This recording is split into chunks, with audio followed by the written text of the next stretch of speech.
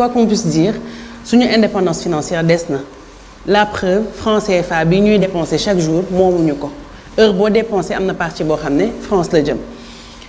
yow bés bu la yàlla defoon président ban politique internationale ngay teg naka nga nar a def ak dëkk yu ci mel ni France ak naka lañ nar a def ba am suñu indépendance financière ba mun a demal suñu bopp ba mun a jël suñu ay idée bopp. France moom c'est un partenaire historique et stratégique il faut simplement que ñu am fullay def une coopération win-win bu ñu ci gisee seen bopp ñun tamit nañ ci gis suñu bopp. kon àndoo ci France dégage moom àndoo ci. France dégage ca France bu njëkk ba ca perception ba ñu am nga xamee ne héritage colonial moom la ñuy perpétuer mais jàpp naa ni ñiy wax France dégage bu ñu nekkoon président de la République du ñu jël coopération boobu histoire yëpp sànni déedéet. esprit ak méthode yi ñuy demee moom lañ ni il faut que mu arrêter c'est cette idée de la France-Afrique moom lañ fi bëggul muy benn ñaareel ba et au-delà de la France tey jii àddina ubbeeku na te loolu war nañ ci remercier maître Abdoulaye Wade bu baax a baax a baax ndax c'est avec lui qu'on a commencé à voir les financements chinois les financements avec la Turquie et cetera ouverture bu am solo la ba tey jii président Macky Sall mi ngi ciy dox di ci am jéego donc le capital Adja bi la war a permettre nga financer sa bopp il existe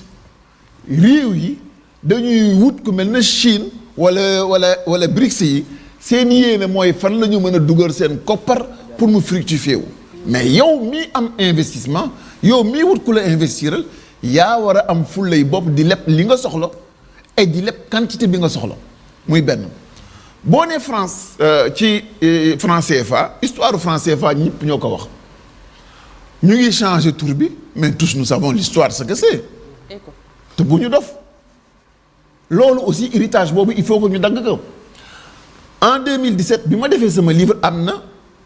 chapitre bu ma consacré au franc CFA li ñu war a def mooy au lieu ñu indexer suñu xaalis ci li nga xamee ni mooy euro bi dañ ko war a indexer comme ni ko économistes yi responsable yu bare waxee dans un paquet de monnaie maanaam ñu indexer que en même temps par rapport au yuan au dollar à l'euro ou avec d'autres monnaies yoo xamee ni dafa am pour que ñu mën a profiter ci li nga xamee ni la souveraineté financière dina la ko mën a permettre nga mën ko am parce que tey jii boo riivee ni 1 euro 655 francs yow ñu gis ni France sur une dizaine d'années croissance am bu rëyee ba rëy 1% wala parfois 0 virgule quelque su lay am Sénégal malgré li ñuy wax yëpp ñu ngi pointé 5% 6% 7% maanaam yow sa économie mi ngi yokku te say njëg di gën a tar parce que simplement li bénéfice bi américain bi di am ci xaalisam ak maîtrise bi muy am ci monnaie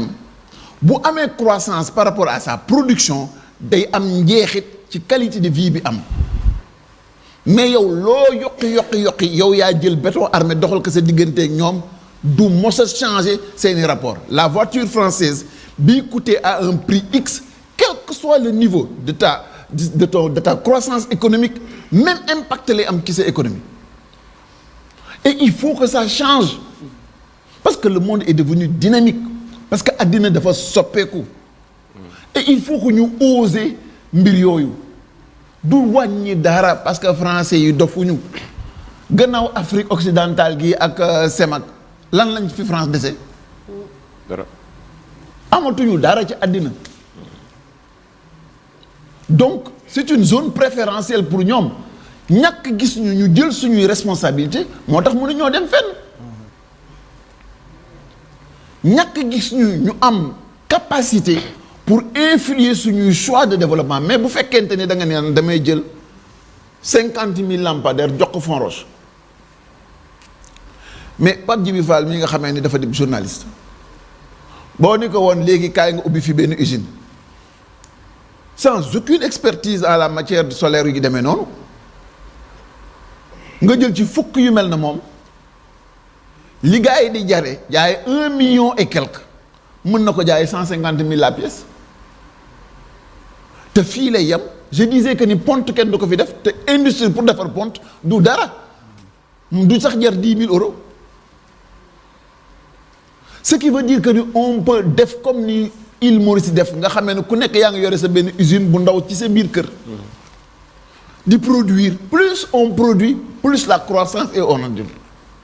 Plus on multiplie les interactions dans l'économie plus on installe la croissance plus emploi gën a am plus koom-koom gën a am plus qualité de vie gën a am plus que nit ñi gën a féex gën a am jàmm. C'est pas sorcier. Mais il faut avoir du courage et de la volonté politique. Et c'est ce qui nous manque dans ce pays. C'est bon.